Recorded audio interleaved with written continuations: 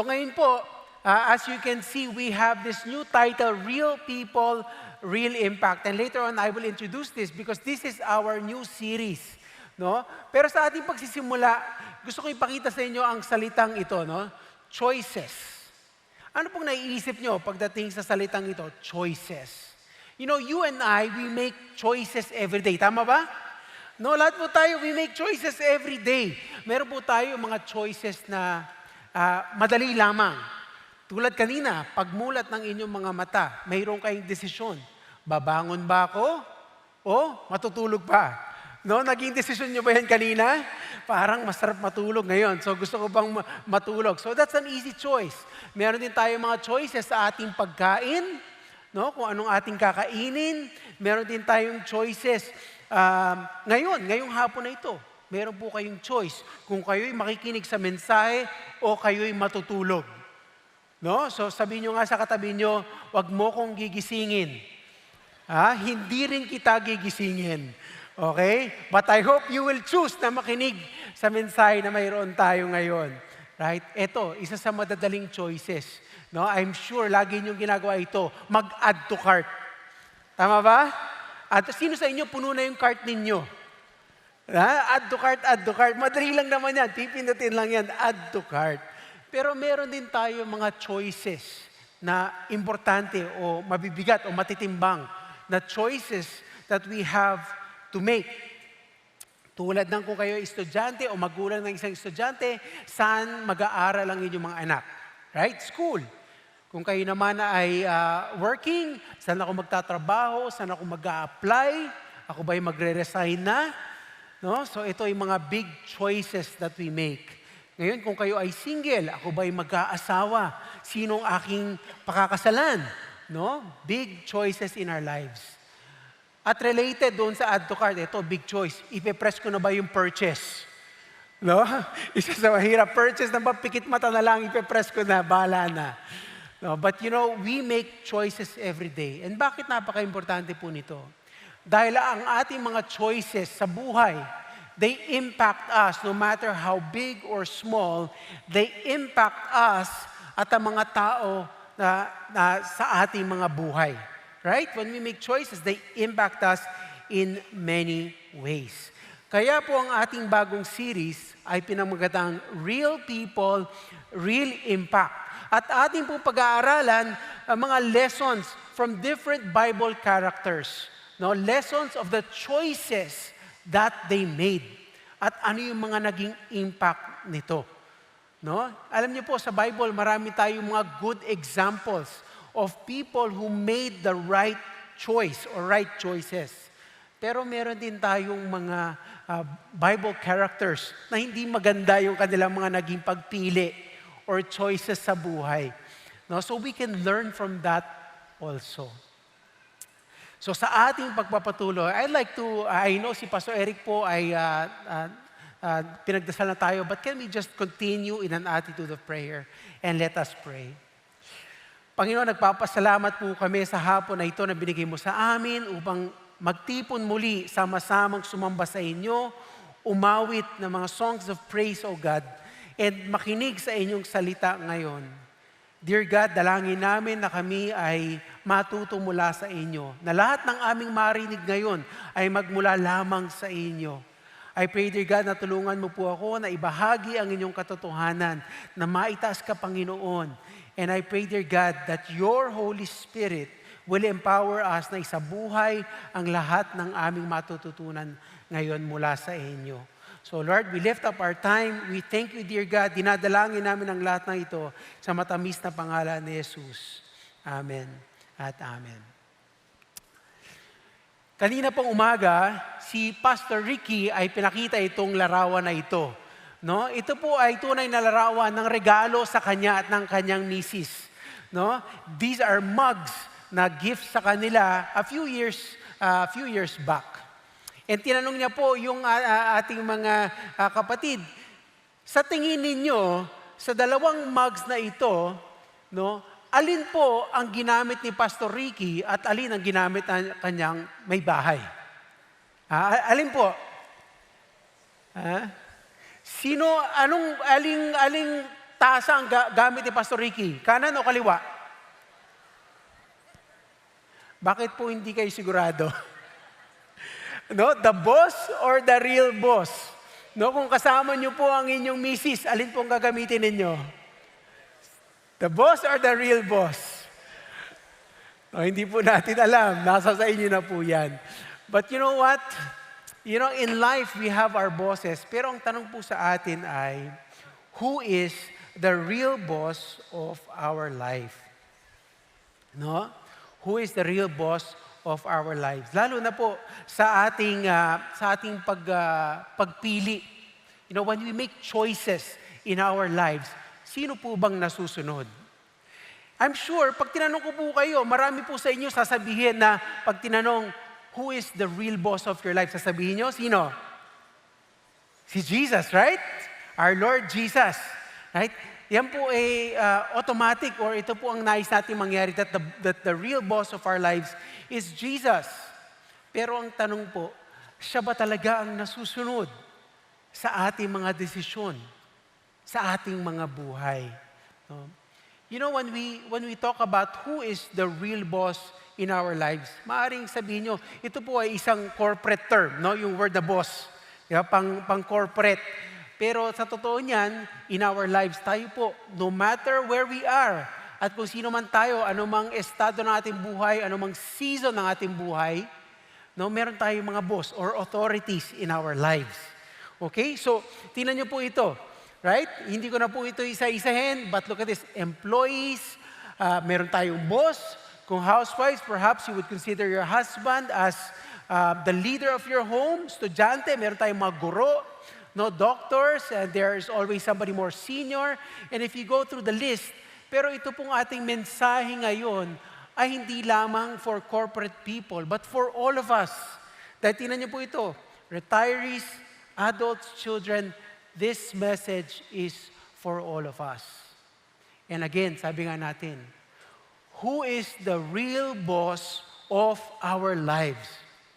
And if God is our boss, ang tanong, does it show in our daily life, in whatever we do, and in the choices that we make? Ito po ba ay nakikita sa ating mga buhay? And ang dalangin ko po, sana simula ngayon, ito po ay magiging isang dalangin natin sa ating puso and we will take action. That truly in everything that we do, talaga pong makita ng mga tao, makita ng Diyos mismo na siya ang ating boss. Okay? That He is our boss. And today, we will look at a real person, real people, right?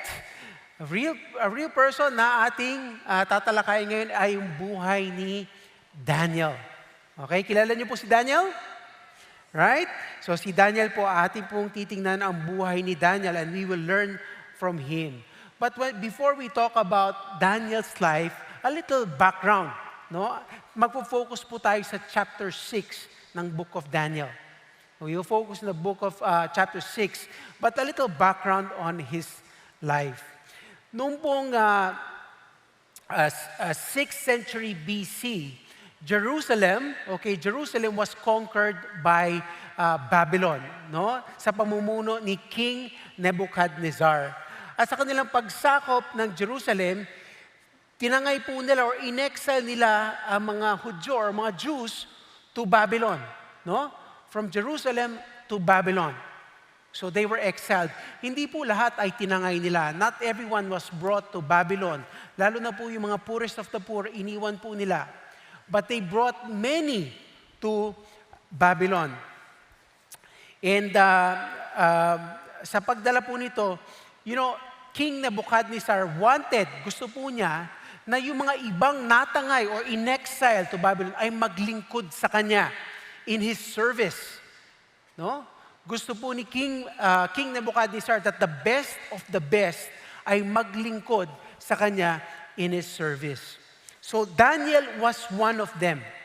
And Daniel served King Nebuchadnezzar. And we know Daniel, no? Kilala natin si Daniel bilang the one who interpreted yung dream ni King Nebuchadnezzar. No?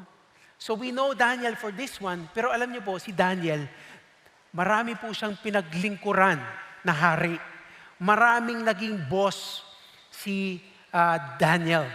No? And some of the kings na pinaglingkuran ni Daniel are the following. No? So he served under Nebuchadnezzar. He served under, makikita po natin sa libro ng Daniel, no? He served under Nebuchadnezzar, Belshazzar, Darius, and Cyrus. But also in the book of Jeremiah, we see na meron pong pinaglingkurang hari, si Daniel na pangalang Evil Merodach. Meron po bang yun ang pangalan? Evil Merodach, no? Papangalanan na lang, Evil Merodach. Pero alam niyo po, pag titingnan niyo sa libro ng Jeremiah, Evil Merodach was in fact a kind king. No? Naging mabuti siyang hari. No? Pero sayang yun ang kanyang naging pangalan. But these are the kings that Daniel served. And historians would say, marami pa siyang naging boss. Alam niyo po, pag titingnan niyo, yung simula ng paglilingkod ni Daniel in 607 BC hanggang kay Cyrus ng 536 BC, ilang taon po yan? Daniel served different kings for about 70 years. No? 70 years po siya naglingkod sa iba't ibang hari. Meron po ba dito 70 years na sa inyong company? Wala siguro, no? Wala siguro 70 years na sa inyong company. Siguro 1-year-old pa lang, nagsimula na kayo. No? But 70 years, that's how long Daniel served. And isipin nyo, iba-ibang hari na po ito. But they found Daniel to be trustworthy. At gusto po nila si Daniel na maglingkod sa kanila. Daniel made an impact in the view of these kings. Paano po ba? Paano naging tumagal si Daniel ng ganitong katagal? You see, Daniel, although he served many kings, kahit napakaraming hari ang kanyang pinaglingkuran, Daniel had one ultimate boss. Sino yon? God was his boss. And because God was his boss, Daniel lived a life of no compromise. Hindi po nagkompromiso si Daniel. Right? And basically, that is the title of our message today. Yung key lesson natin sa buhay ni Daniel, marami po tayong matututunan sa buhay ni Daniel. But in this particular chapter that we're studying, we will learn that in the life of Daniel, siya po lived a life of no compromise. Sabihin nyo nga po, no compromise. Ayan. No compromise. No? Alam niyo po, itong principle na ito of living with no compromise, this is rooted on Daniel's view of God. Na ultimately, si God ang kanyang boss. At dahil boss niya si God, he did not want to compromise. At ito rin po yung ito rin ang reminder at utos sa ating lahat. No, in Colossians chapter 3 verse 23 to 24 sabi dito, whatever you do, do your work heartily as for the Lord rather than for men, knowing that from the Lord you will receive the reward of the inheritance. It is who? The Lord Christ whom you serve. Ang Panginoong Diyos ang ating pinaglilingkuran. Right? He is our boss. At ito yung naging principle sa buhay ni Daniel. I am serving God. Right? Not men. No, kaya ito po si Daniel, tumagal ng 70 years sa kanyang paglilingkod sa iba't ibang mga boss. So our title today again is Daniel, No Compromise. Ngayon, pwede yung sabihin, compromise, hindi naman masama yung salitang yun, di ba? Bakit ako hindi pwede mag-compromise? Dahil yung word na compromise, maaring ang ibig sabihin niyan ay compromise. Para hindi na tayo mag-away, let us compromise. Tama? Diba? Hindi siya necessarily a wrong word, no? No compromise. But for our discussion today, let us define, ano ba yung ibig sabihin ng no compromise? So ang ibig sabihin natin, when we say no compromise, or huwag kang magkompromiso, ay ito, to consistently live according to God's standard in the power of the Holy Spirit. to live according to God's standard by the power of the Holy Spirit. No? Paano ba tayo mamumuhay ng naaayon sa standard ng Panginoon? Where do we find God's standard? Sa salita niya. No? So we need to read God's word so that we would know kung ano yung standard niya. Tama? We need to read God's word so that we can live according to His standard. And sa ating pagtalakay nito, as we talk about living with no compromise, meron po tayong tatlong salita na titingnan. And these are the words: distinction, opposition, at vindication. Okay? Distinction, opposition, and vindication. At ang unang salita na ating titingnan, na makikita natin sa buhay ni Daniel, is the word distinction. Okay? Distinction. When we say distinction, we excel to honor God. Okay? We will be distinct. May pagkakaiba. Naiiba tayo, no? Sa maraming tao. We are distinct. We shine for God, no? We make a difference for God. Now, paano namuhay with distinction si Daniel? Sa simula pa lang ng libro ng Daniel, makikita na natin in verse 3, no, magsisimula doon, sabi diyan, then the king ordered Ashpenaz, the chief of his officials, to bring in some of the sons of Israel, including some of the royal family and of nobles, youths in whom was no defect, who were good-looking.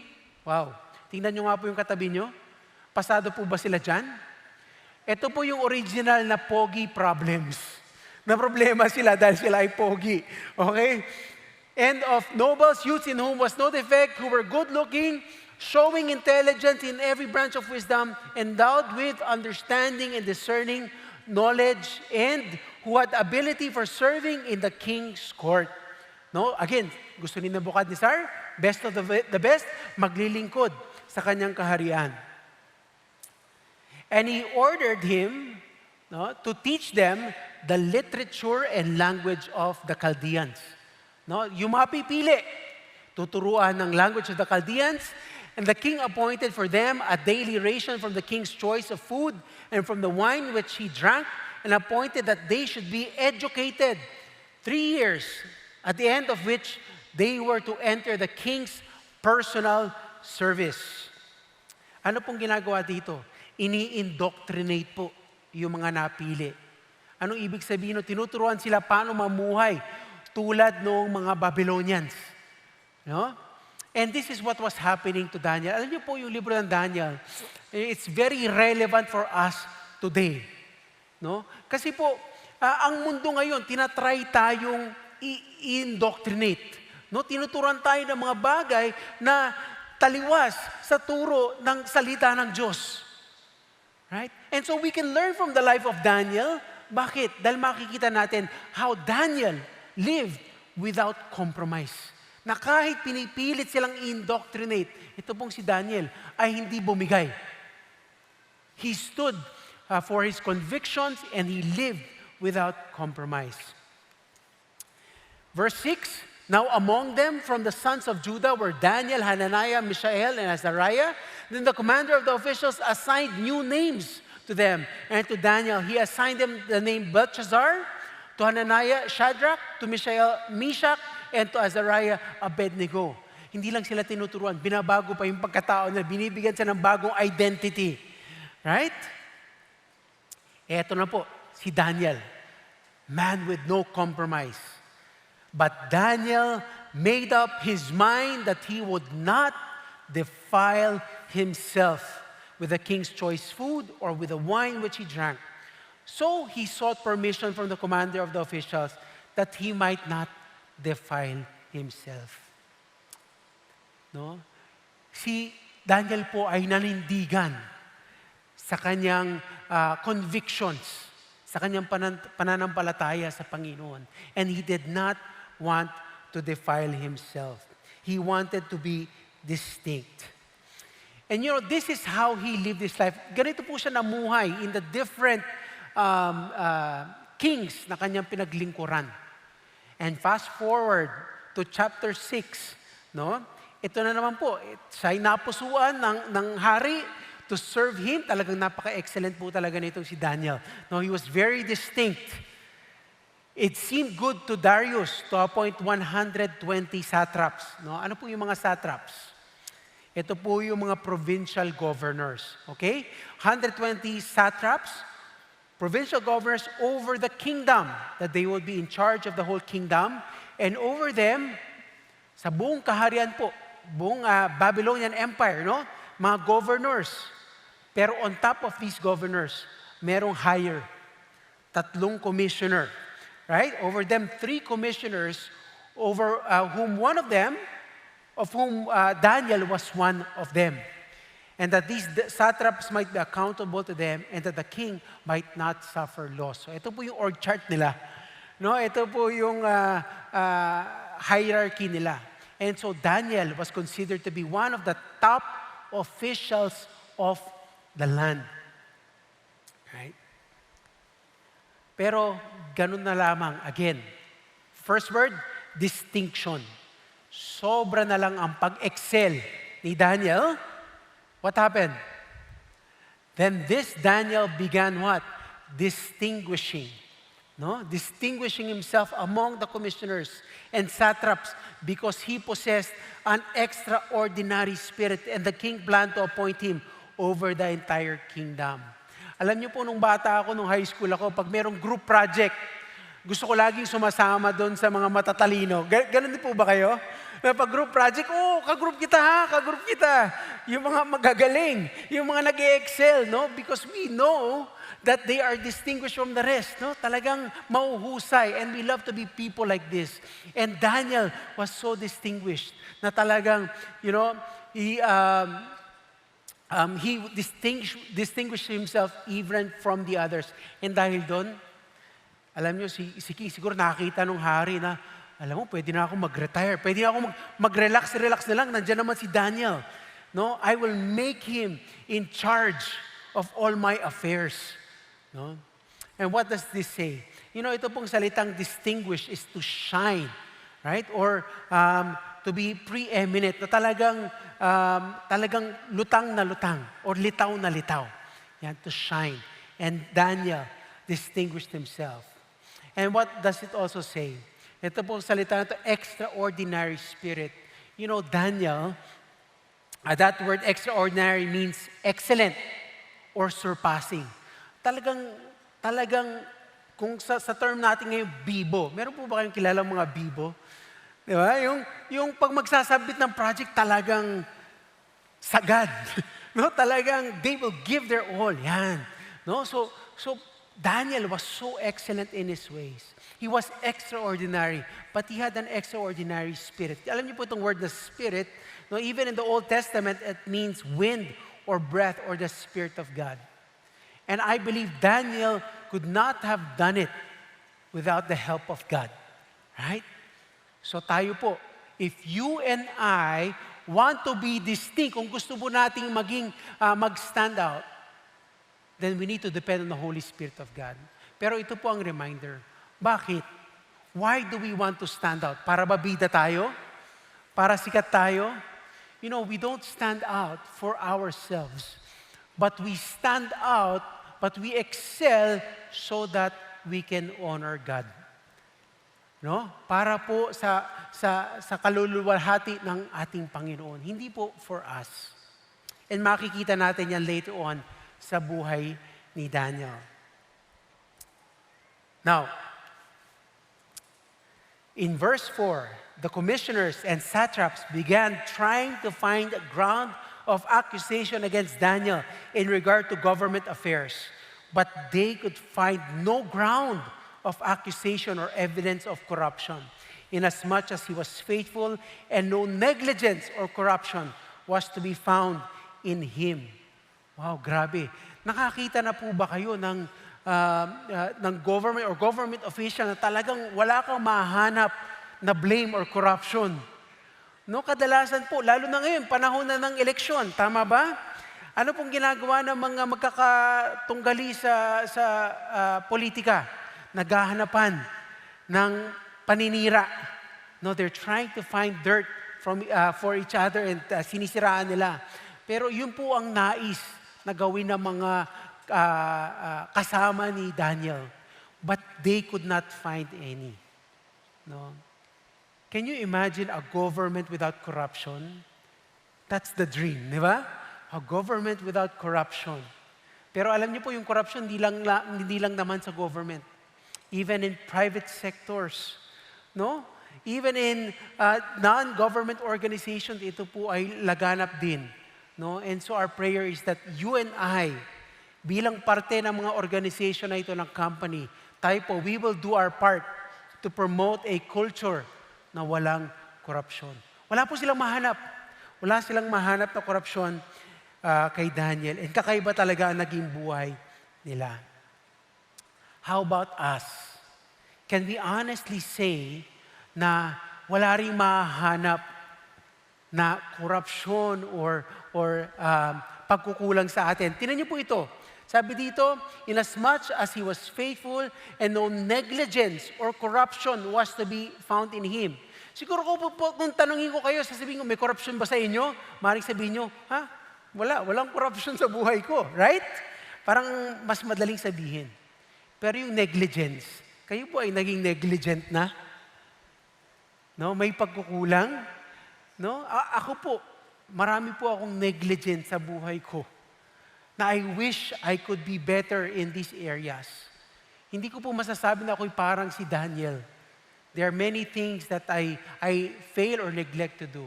And my prayer is lumago po sa mga area na ito.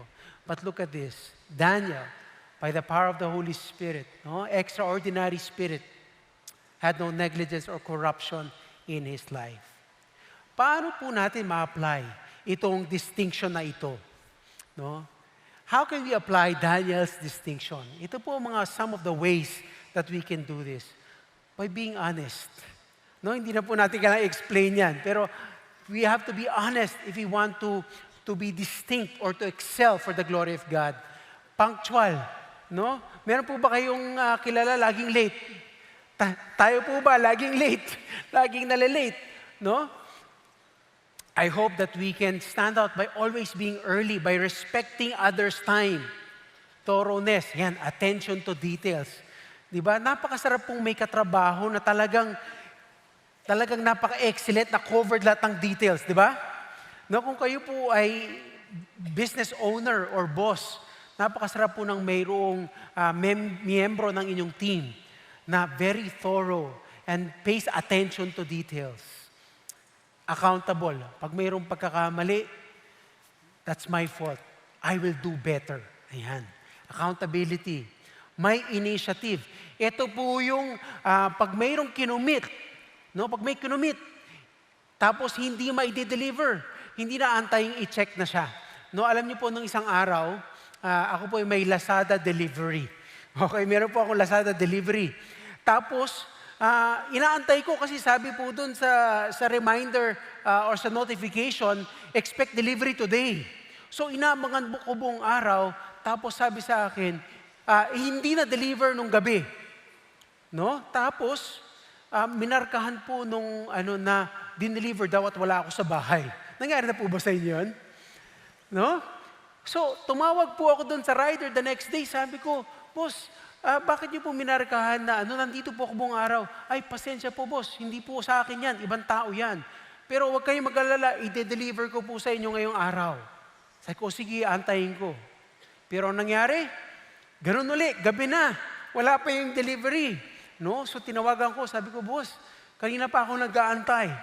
No, nasan po yung delivery? Sabi niya, sino po ito? At sabi niya, naku boss, nakauwi na ako. Sabi niya, hindi ko na po ma-deliver yan. No? Sabi ko, sir, sana po nag-text kayo kasi inabangan ko kayo. No? Sabi niya, pasensya na kayo. No? But you know what we would appreciate, no? Isa na nasabihan tayo, sir, pasensya na kayo, hindi ko ma-deliver. And having initiative, na yung hindi na tayo kailangang i-check pa. No? Kung ano na nangyari, ay sorry boss, nakalimutan ko. Ay nako, sorry boss, hindi pala kaya. We want people who take initiative. And this is one of the ways that we can show that we excel for God or we are distinct for God. Productive. Hindi lang yung pumapasok pero wala namang nagagawa. No? Nag-uubos lang ng oras. Or reliable, has a steward mindset. Or yan, moral purity. Ano bang ibig sabihin ng moral purity? Alam niyo po, meron akong sinusubaybayan na speaker, no? Motivational speaker and businessman also. And in one of his talks, binahagi niya, sabi niya, meron daw siyang isang kakilala na pilit siyang inayaya magnegosyo. Sabi niya, mag-partner naman tayo sa negosyo. At lagi niyang sinasabihang ayaw niya. No? And finally, diniretso siya nung kaibigan niya, sabi, bakit ba ayaw mo kung makapartner sa negosyo? No? And sabi niya, tatapatin na kita ha. Kasi alam niya yung moral life nitong taong ito na mayroong ginagawang mali sa kanyang marriage. No? So sabi nung motivational speaker, sabi niya, kung yung sarili mong misis hindi ka mapagkakatiwalaan, paano kita mapagkakatiwalaan? No? Paano kita mapagkakatiwalaan? And somehow, we feel na, hindi, basta yung private life ko, bukod yan sa aking public life. Hindi po. No? We have to live lives of integrity and maintain moral purity.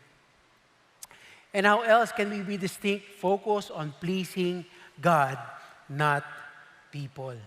No? Napakahirap po, no? It's not easy. Kaya po kailangan natin ang tulong ng banal na Espiritu. You know what? It's not only in the area of work na tayo ay magiging distinct. Ito rin po yung meron din mga pagkakataon that we can be distinct or naiiba or to excel for God in the way na tayo po yung nagre-respond sa mga difficult situations. No? Alam niyo po yung anak ko mahilig sa football. Soccer, no? Mahilig po siya mag-football. One time, hinatid ko po siya sa isang laro. Meron silang laro with another regional team, no? Ito po mga taga-probinsya na ang gagaling. No, talagang sanay na sanay sa football, ang gagaling nila. And yung anak ko, hindi pa nakakatapat ng ganun ka tutulin at lalakas na team. So nung sila po ay naglaro, ito pong team na ito, itong provincial team, marunong gumamit ng katawan.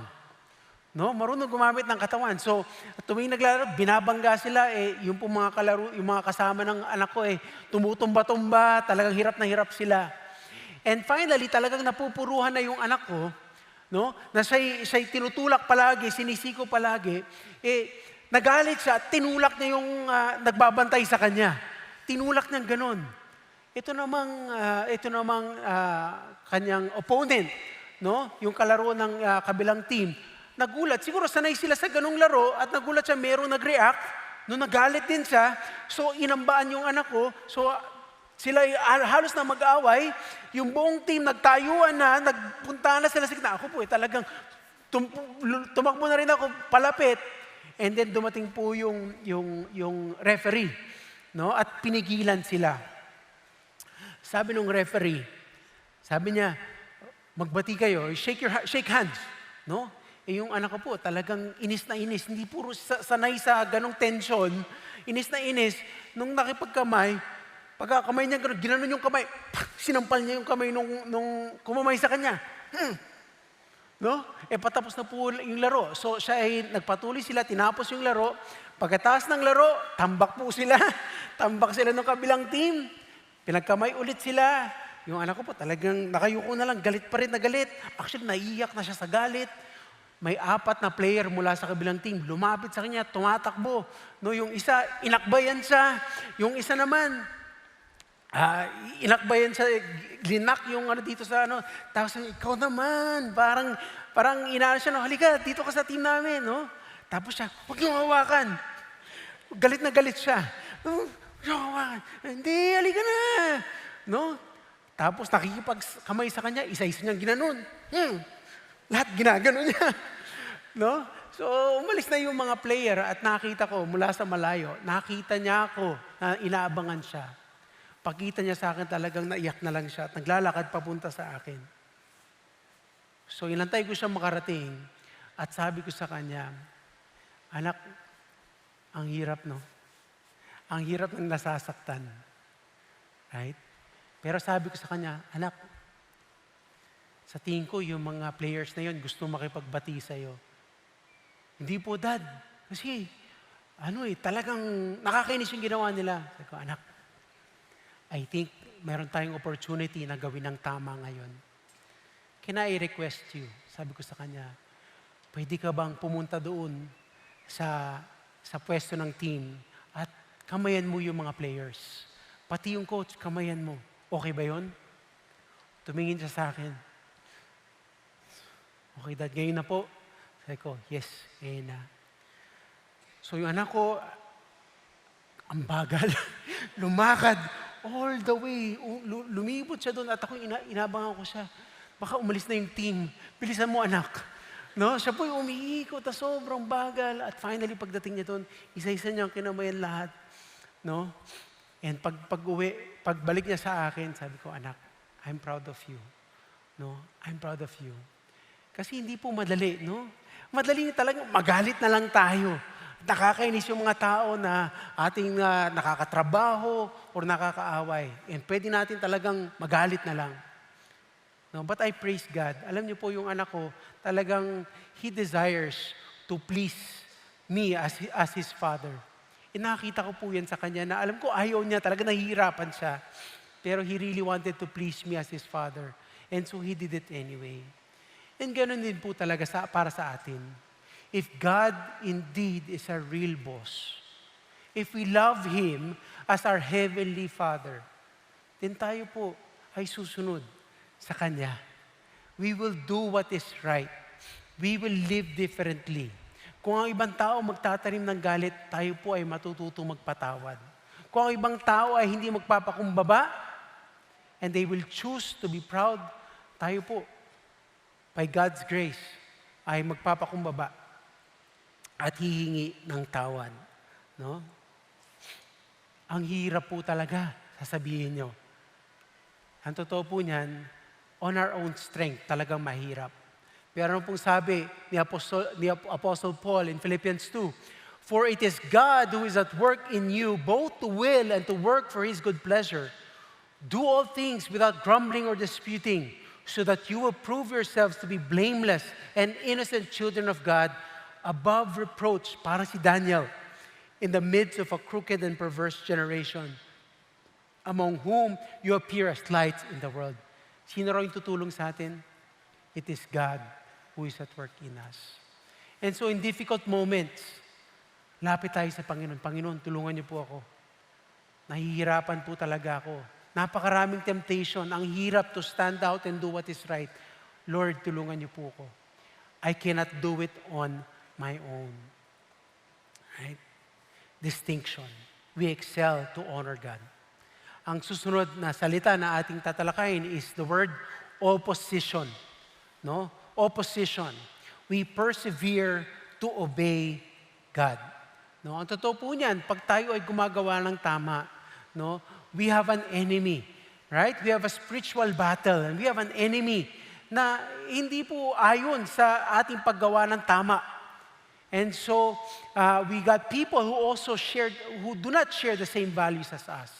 And so we can expect na kahit ginagawa na natin yung tama, mayroon pong opposition. Yung po ang naging karanasan ni Daniel. In verse 5, sabi doon, then they, the commissioners and satraps said, alam nyo, we will not find any ground of accusation against this Daniel unless we find it against him with regard to the law of his God. So ano pong binabalak nila? Mag-imbento tayo ng law para lang mahuli natin itong Daniel na to kasi wala talaga tayo mahanap na mali. So sila po ay nagplano, nag-usap-usap, ano bang gagawin natin? At nagkaroon po sila ng bright idea. No? Kasi ito pong si Daniel, talagang we will not find any ground of accusation. Right? Wala po silang mahanap na ground for accusation. And so, ang naging plano nila is to come up with this plan. Sabi dito in verse 7, sabi nila sa hari, lumapit sila sa hari, King, mayroon po kaming proposal para sa inyo.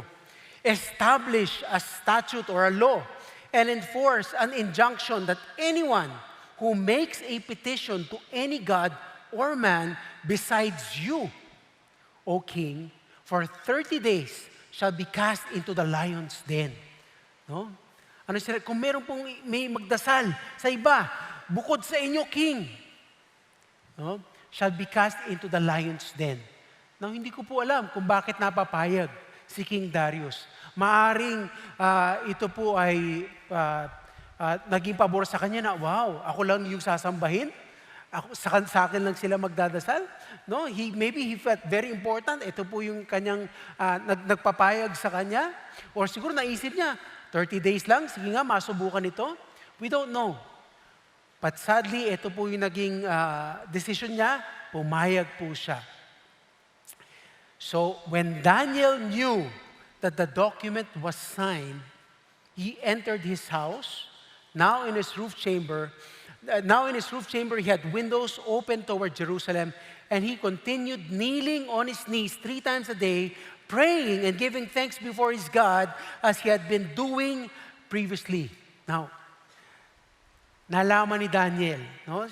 Of course, siya po ay isa sa mga top officials. Kung may bagong law, malalaman niya po ito. So he knew about it, and anong ginawa niya? He entered his house to do what? To pray. No? Alam niyo po kung merong kayong matutuklasan na bagong law or policy na will put you in danger, kayo ba ay matutuwa?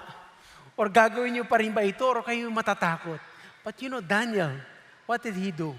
He went to his room and he continued kneeling on his knees. No?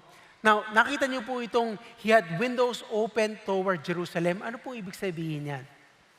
Alam niyo po, many, many years ago, si King Solomon, when he dedicated the temple to God, no, he had this wonderful, this extravagant celebration. Dinedicate nila yung templo sa Panginoon in Jerusalem. No? And he had this prayer. Meron po siyang panalangin na almost prophetic. Doon po sa panalangin niya, sabi niya, God, sa pagkakataon na kami magkasala sa inyo at kami kunin mula sa lugar na ito at tangayin, when we pray towards this place, no, patungo dito sa Jerusalem, pag kami po ay nagdasal patungo sa Jerusalem, hear our prayers and forgive us. No? Ang sagot po ng Panginoon, I will forgive you. Kaya po, you know, nagkatotoo itong prayer na ito. And that's why Daniel, when he was praying, his windows were directed towards Jerusalem. And how many times he would pray? 3 times a day. Alam niyo po, maaari pong maging temptation na 30 days lang naman na bawal mag-pray. Sige, antayin ko na lang, imbis na makulong pa ako or matapot sa lion's den. But you know, Daniel did not compromise. No compromise. He continued kneeling. And he did it as often as 3 times a day, praying and giving thanks. Siguro po, pwedeng mabasa natin, you know, Daniel pleaded to God, Lord, wag na po sana matuloy itong batas na ito, or Lord, iligtas niyo po ako. But you know, his heart was filled with thanksgiving. At napaka-importante pong ma-stress. You know, one of our core values in CCF, one of our big rocks, yung ating pong focus, is to really grow in our prayer life. No? And when we pray, tayo po ba pag nagdadasal, ano po ba yung mga dalangin natin? Is it always, Lord, pahingin ito, kailangan ko nito, Lord, help? Or tayo po ay nananalangin ng may pasasalamat? No? You know, we can even thank God para sa mga may hirap na sitwasyon sa buhay natin. Tama ba? We can thank God for even the difficult situations. Dahil in these situations, may opportunity na tayo'y matuto, may mga opportunities na makita natin ang pagkilos ng Diyos sa buhay natin. And in the end, mag-glorify si God. And this is the heart of Daniel. He gave thanks before God. Alam mo, sabi po ni Oswald Chambers, tingnan niyo po ito, prayer does not fit us for the greater works. Prayer is the greater work. Kamusta po ba ang ating prayer life? Agree po ba kayo na marami tayong pinagdadaanan sa bansang ito? Marami tayong challenges, no? No? Maraming current news na ating pong hinaharap ngayon.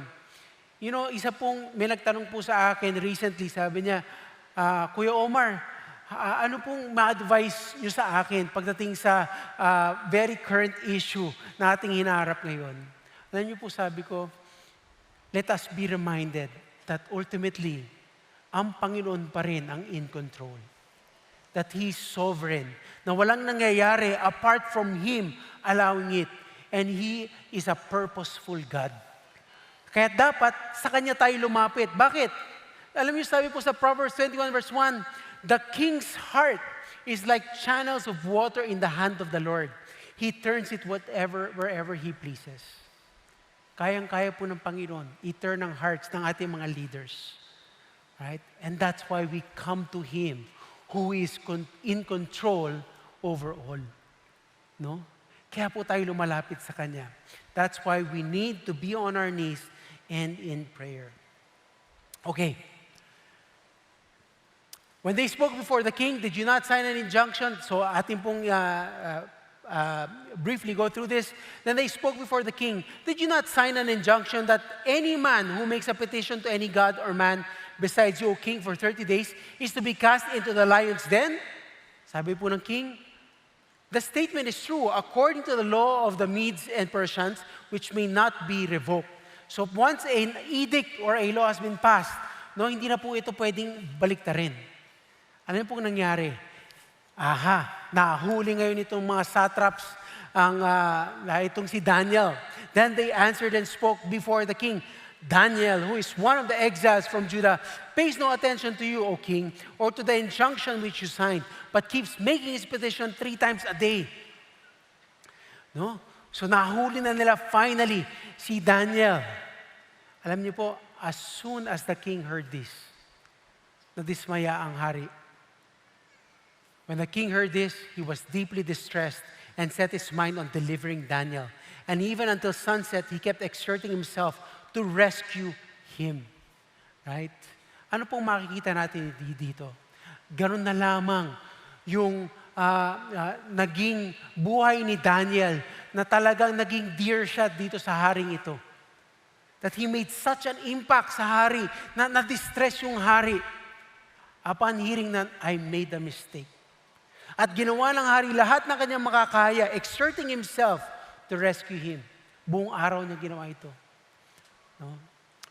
You know, sometimes when we do what is right, we will face opposition. And this is what Daniel experienced. And so, walang nagawa ang hari kundi ibigay ang orders, and Daniel was brought in and cast into the lion's den. And the king spoke and said to Daniel, your God, whom you constantly serve, will Himself deliver you. Nakita niyo po yung hari, kumapit na rin sa Panginoon. No? Dahil sa influence ni Daniel. And sabi niya, your God, will He Himself deliver you. And so finally, a stone was brought and laid over the mouth of the den, and the king sealed it with his own signet ring and with the signet rings of his nobles, so that nothing would be changed in regard to Daniel. Alam niyo po, sa ating pagpapatuloy, I want us to listen to a testimony. Mayroon po tayong kapatid sa pananampalataya na even though she tried to be distinct and excel for God, siya po ay nakaharap ng opposition. And ikukwento po niya ang storya na mayroon siya na binigay sa kanya ng Panginoon. Let us welcome our sister Lilian De Leon. Magandang hapon po. I am Lilian De Leon. I grew up as part of a broken family, raised in a traditional religion. But when I graduated from high school, I noticed many of my close friends had become followers of Christ. It was on October of 1989 when I too accepted Jesus Christ as my personal Lord and Savior. Praise God. Since the time I accepted Jesus, my heart and soul were at peace. However, the Lord allowed me to face a roller coaster of joy, struggles, and pain. First, my faith in Jesus caused great anger in my mother. She tried to oppose but despite her harsh words, I never rebelled against her. Instead, I showed her respect, love, and obedience. Eventually, through God's grace, my mother also came to know Jesus as Lord and Savior. Praise God. When I was 24, I got married and had my first child, a daughter, who had heart complications and required extensive medical treatment. And due to financial constraints, we had to transfer to a public hospital. While waiting in long lines, I held my daughter in my arms as she turned pale and lifeless. At around this time, my mother developed terminal colon cancer and also required much attention and care. And though we exhausted all medical help needed to bring them healing, the Lord called my daughter and mother home. But a few years later, while praying to again have a child, the Lord impressed on me through a vision that I would have a son, and his name would be Jeremiah. And in August 2001, Jeremiah was born. It was also during that time that I started working for a non-government organization mandated by law to promote good local governance and represent localities across the country. And by God's grace, I helped introduce transformation in the organization with the values of transparency and accountability. And these changes allowed the organization to become recognized globally as a benchmark of participatory governance, local ownership and stewardship, and transformational local leadership. In 2006, the Lord spoke to my heart, calling me to pray for the Philippines. This burden led me to form a group of prayer warriors dedicated to interceding for our country. We met on Saturdays at dawn to pray as we traveled to different government offices, national parks and institutions, and lifted these places to the Lord. Until now, we pray every day for the Filipinos, our church and ministries, and our beloved country. Praise God. Tragedy struck in 2011 when after 19 years, our marriage came to an end. I sought the Lord's wisdom, but in the end, I humbled myself as my husband made a choice. I, however, remained committed to follow the Lord in single blessedness. In 2013, after years of dedicated hard work for our organization, I faced one of the most painful betrayals of my life. False accusations were spread against me. My character was maligned, all in an attempt to force me to resign. So I fasted and prayed earnestly. And during our management committee meeting, I humbled myself before them, asked for forgiveness for anything I may have done wrong, and told them I love them, and handed my resignation. 2 weeks later, I received a call that one of those involved in the betrayal was ambushed, and another person charged with a legal case. When I heard the news, I did not feel joy, but only deep sorrow. But also so that God is truly the supreme judge and vindicator. In 2017, I joined the Government Movers Enlightening the Nation, or GMEN Ministry of CCF. Early 2020, while working for an international development organization, I began praying earnestly, asking God to bring me back to government service. My prayer was, Lord, if you will bring me back, place me in the right agency where I can serve with integrity, excellence, and passion.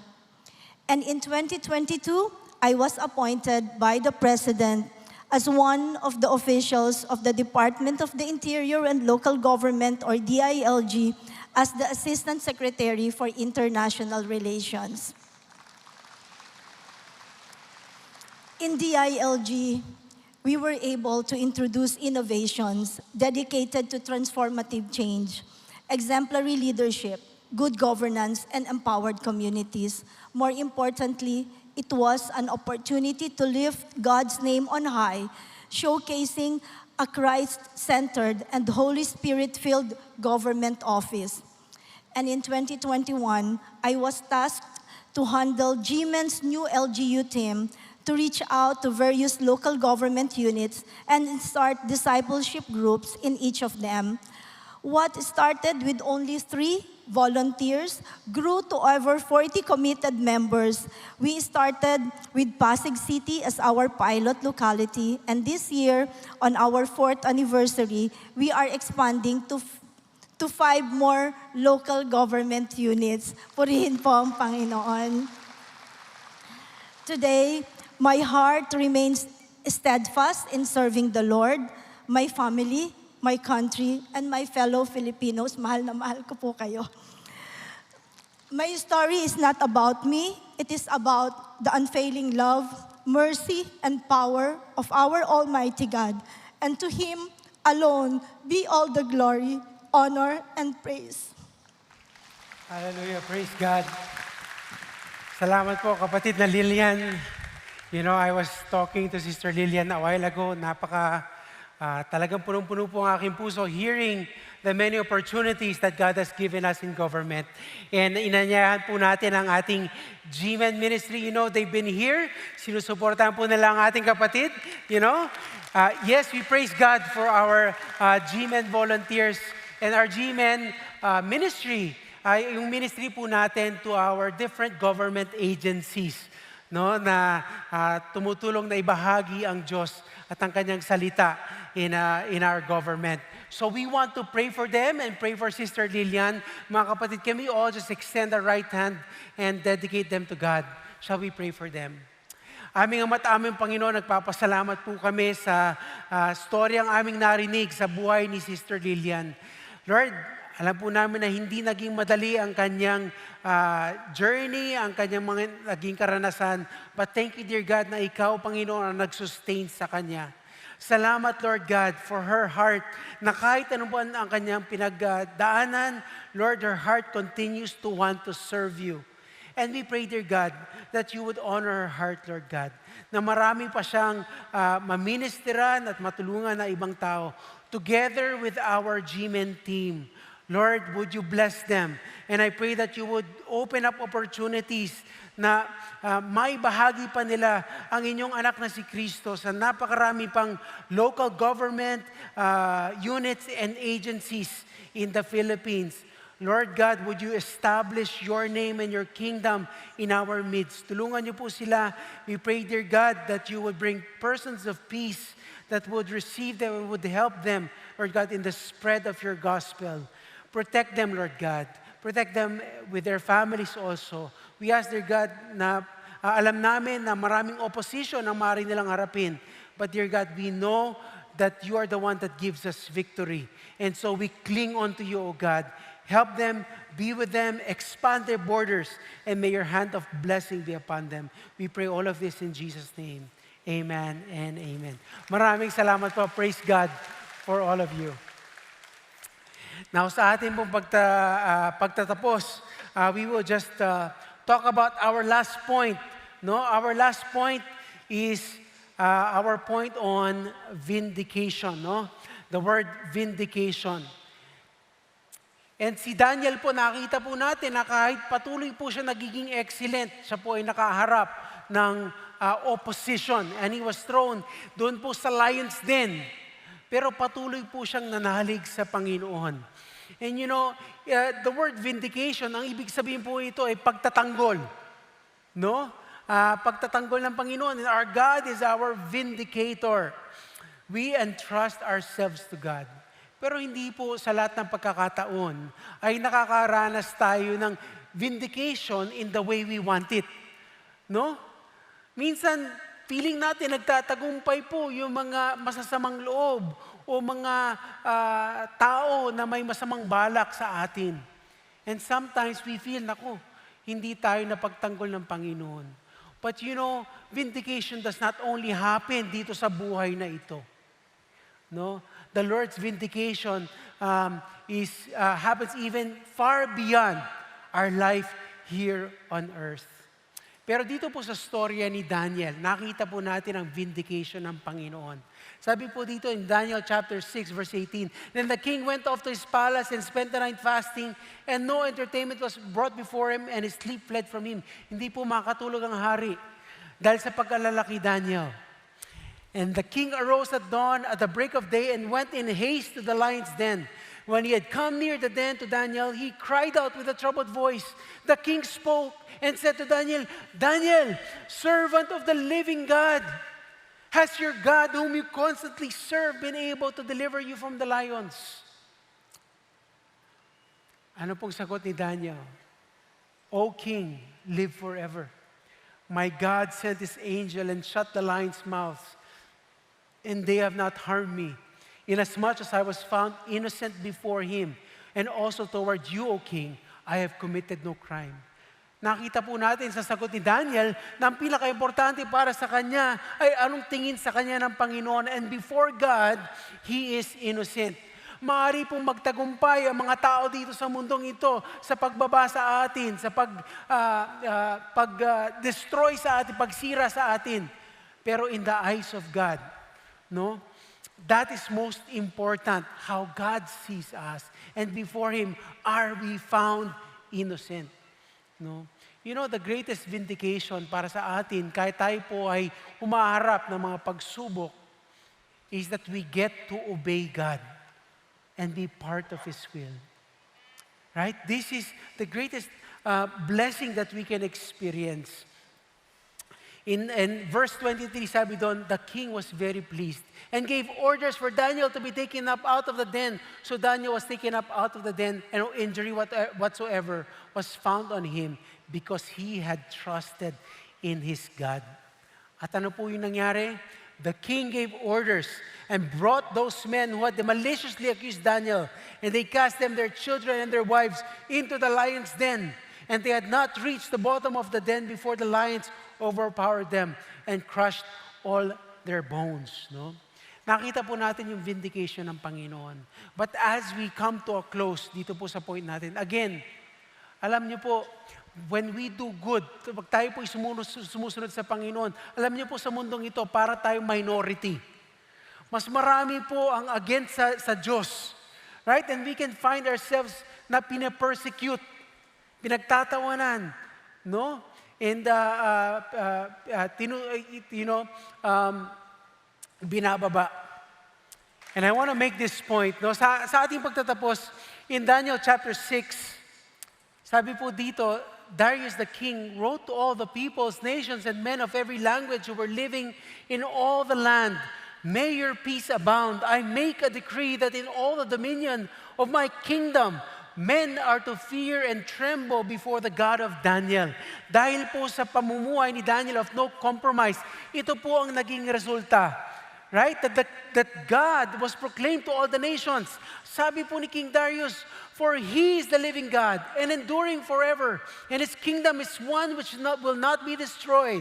His dominion will be forever. He delivers and rescues and performs signs and wonders in heaven and on earth. Who has also delivered Daniel from the power of the lions." And so this Daniel enjoyed success and the reign of Darius in the reign of Cyrus the Persian. Patuloy po naglingkod si Daniel, no? God was glorified in his life. Pero alam niyo po, whether in life or in death, we have an opportunity to glorify God. And how does vindication come? Even in suffering.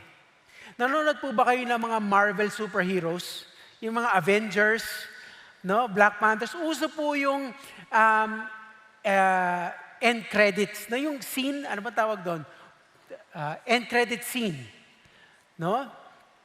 Na kailangan pong antayin matapos yung credits bago makikita yung parang isang patikim na eksena.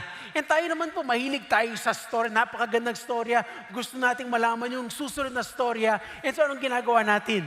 Umupo tayo, inaantay natin matapos yung end credits. At ayan na, lalabas na yung end credit scene. No? Na-excite tayo. Pero bakit ganun po ang ginagawa ng mga lumikha ng pelikula na ito? Bakit po nila linalagay yung end credit scene pagkatapos ng end credits? Bakit hindi lang pagkatapos ng pelikula? You know what they're saying is this. Ito ang sinasabi nila. Itong napakagandang storya na ito, hindi ito posible nang hindi kasama itong mga kasamang lumikha ng storyang ito. Those behind the scenes, those na naging bahagi in whatever way, maliit man o malaki, importante sila. Kaya we want to honor them. We want to acknowledge them. Right? Alam ko, mahilig po tayo dun sa mga grabing storya, pero kahit sa malilit na bagay, when we take part in God's story, God will vindicate us, God will lift us up. Right? And ito po yung vindication ng Panginoon. God is writing a beautiful story. A story of redemption. No? Dahil po ang Panginoong Jesucristo, siya po ay nagwagi and He is a story of victory. And we have an opportunity na makasama sa storyang ito. And one day, we will hear Him, the most important voice that we can ever hear. Hindi po yung boses ng mga tao, but boses ng Diyos. He would tell us, well done, good and faithful servant. Enter into the joy of your master. One day, God will recognize us for taking part in His story of redemption. And His opinion, how He sees us, matters most. That's why we ought to live a life of no compromise. Bakit po tayo dapat mamuhay ng no compromise? Kanina po, tinanong natin, who is the real boss of my life? Why should Jesus Christ be the boss of our lives? Because the boss, the King of Kings, the Lord of Lords, demonstrated to us how it is to be a servant and gave His life for us. Mark chapter 10 verse 45 says, "For even the Son of Man did not come to be served, but to serve and to give His life a ransom for many." I want to end just praying for all of us. We did not deserve God's sacrifice. But God loves us so much that He gave His Son for us. Na kung tayo po ay manampalataya sa Kanya, then you and I, even in our sins, when we place our faith in Him, we find forgiveness in our Lord and Savior Jesus Christ. Ganoon na lang po kabuti ang Panginoon. And our proper response is to just acknowledge that, yes, Lord, You are the master of my life. You are the real boss of my life. May your will be done in my life. I give my life to you, Lord. Salamat sa sakripisyo mo para sa akin. And so today, I just want to pray for us na talagang sa ating mga buhay, God will be our real boss. That when we make our choices, ang kalooban ng Diyos ang masusunod sa ating buhay. Let us pray. Panginoong Jesucristo, nagpapasalamat po kami sa pagmamahal mo sa amin. Thank you, dear God, for loving us so much, for giving your life for us. And Jesus, inamin po namin that many times, kami ang nasusunod, kami ang boss ng buhay namin. Lord, forgive us. And help us to surrender all. Na Lord, sa lahat ng aming pagkilos, pag-iisip, pananalita, sa lahat ng aming desisyon, Lord, talagang mangibabaw na Ikaw, Panginoon, ang aming Lord and our Master. Dear God, thank you for saving us. Thank you that if we place our faith in you, Jesus, we have forgiveness of our sins. and we get to experience true vindication in our lives, to be in your presence, O God. Lord, I pray that as we walk out of this place, we will live a life of no compromise, and that we will honor you in everything and in all that we do. Salamat, Panginoon. We pray this in Jesus' name. Amen at amen. God bless everyone.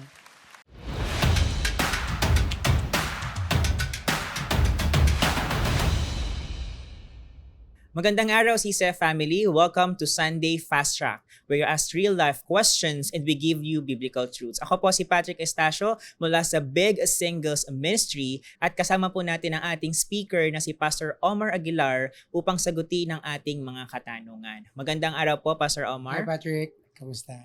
Maraming salamat po sa inyong mensahe, Pastor Omar. Para po sa ating unang katanungan, Pastor Omar, paano natin mapapanatili ang ating katapatan sa Diyos habang iginagalang ang mga namumuno, lalo na kung tila magkasalungat ang kanilang utos at ang kalooban ng Diyos?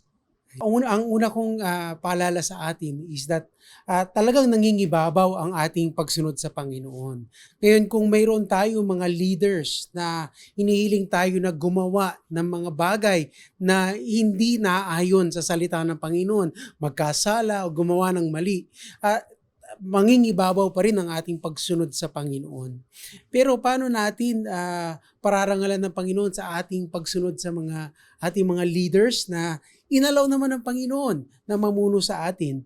Well, ang utos po sa atin ng Bible, actually sabi po ni Apostle Paul in 1 Timothy, sabi niya is, I urge you first of all to bring petitions and prayers and thanksgiving for all people.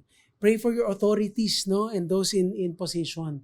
And yan ang isa sa ating mga pwedeng gawin talaga, no, na sundin din ang command na ito to pray for our leaders. And one thing that we can do, kasi minsan nagfo-focus tayo doon sa mga things na hindi naman within our control. But what is within our control? Mamuhay bilang mabuting mamamayan ng bansa, no? And yung ating ding ingatan ng ating pananalita, no? Marami sa atin sa social media, dahil hindi tayo sang-ayon sa isang leader, talagang minsan hindi na kaaya-aya sa Panginoon yung ating mga sinasabi. And so we are to be careful with our speech. May our speech be filled with grace, truth, and love. Alright, maraming salamat, Pastor Omar. Para sa ating ikalawang katanungan, paano natin masisigurong ang ating katapatan sa Diyos ay hindi lamang dahil sa mga gantimpala o biyaya, kundi dahil mahal natin ang Panginoon? No, napakahirap din, no? Paano natin masisiguro? Pero alam nyo, ang hirap din talagang mag-focus sa ating katapatan, no? Dahil tayo po bilang mga tao, madalas tayong nagmamaliw yung ating pag-ibig o pananampalataya sa Panginoon. But ang sa tingin ko, ang talagang mas maigi ay tayo mag-focus sa katapatan ng Panginoon sa ating buhay. Bakit? Kasi pag tayo nag-focus sa kanyang katapatan, sa kanyang pagkilo sa mga napakaraming ginawa niya sa ating mga buhay, yung track record niya sa buhay natin, yung puso natin napupuno ng pasasalamat. And pag tayo ay namumuhay ng may pasasalamat sa ating buhay, iba yung ating pakikitungo sa Panginoon at sa ibang tao. Di ba? Parang kung kayo ay nagkaroon ng isang malaking utang at biglang mayroong isang tao na binayaran o binaliwala na lang yung utang mo na bayad na yan, yung puso natin, wow, talaga lang. No, talagang punong-puno ng pasasalamat, and yung ating attitude is, how can I bless you back? How can I honor this kind gesture? And ganun na lang yung ating pasasalamat. Same thing with the Lord. Grabe yung utang na binayaran ng Panginoon para sa atin. He paid for our sins. And with gratitude, tayo, we can live in thankfulness para i-honor siya. Maraming salamat, Pastor Omar. Para sa ating huling katanungan, alam natin na lahat ng bagay na nangyayari sa atin ay pinahihintulutan ng Diyos para sa ating kabutihan. At kasama doon ang mga pagsubok. Paano natin malalaman, Pastor Omar, kung ito ba ay consequence ng kagagawan natin, pag-atake ng kalaban, o natural na lamang ito na hamon ng buhay? So, minsan, no, mayroon tayong mga hinaharap na mga pagsubok na hindi natin alam bakit natin pinagdadaanan ng mga ito. And tama, maaaring ito ay dulot ng isang pagkakamali or kasalanan sa ating buhay. And ang pinakamagandang ating gawin ay pag nakakaharap tayo ng mga ganitong bagay, kasi ang ating kadalasang ginagawa, pag meron tayong hinaharap, gusto nating diskartehan agad, gusto nating ayusin agad, pero ang una nating dapat gawin ay lumapit sa Panginoon. Panginoon, meron bang mali sa buhay ko? Lord, meron ka bang gustong baguhin sa akin? No? Lumapit muna tayo. Kung hindi natin alam, tanungin natin, Lord, examine mo po suriin mo po ang aking puso. Pero ang magandang alalahanin sa mga pagkakataon na ito, mga pagkakataon na may pagsubok, is alalahanin natin na nakikita tayo ng Panginoon. Alam niyo, sa Bible, ang sinasabi is, God is El Roi, the God who sees. Nakikita niya ang ating sitwasyon. At dahil nakikita niya ang ating sitwasyon, no, hindi naman siya nagugulat sa ating mga pinagdadaanan. Ibig sabihin nito, mayroon siyang purpose sa ating buhay. That's why He is allowing it. And so we can trust na ang Diyos, hinahayaan itong pagsubok sa ating buhay for a purpose. Maaring ituwid tayo, maaring meron siyang mas malaking ginagawa, tayo kabahagi itong kanyang pagkilos, at marami pang iba. Pero we can trust in God that He's a purposeful God who loves us and cares for us. Maraming salamat, Pastor Omar. It's a wonderful to hear po yung mga sinabi nyo. Para po sa aking mga kapwa D-Group leaders, tayo pong muli ay mag-power up. Ito po ay 3-part series kung saan matututo tayo kung paano i-handle ang mahihirap ngunit mahahalagang pag-uusap.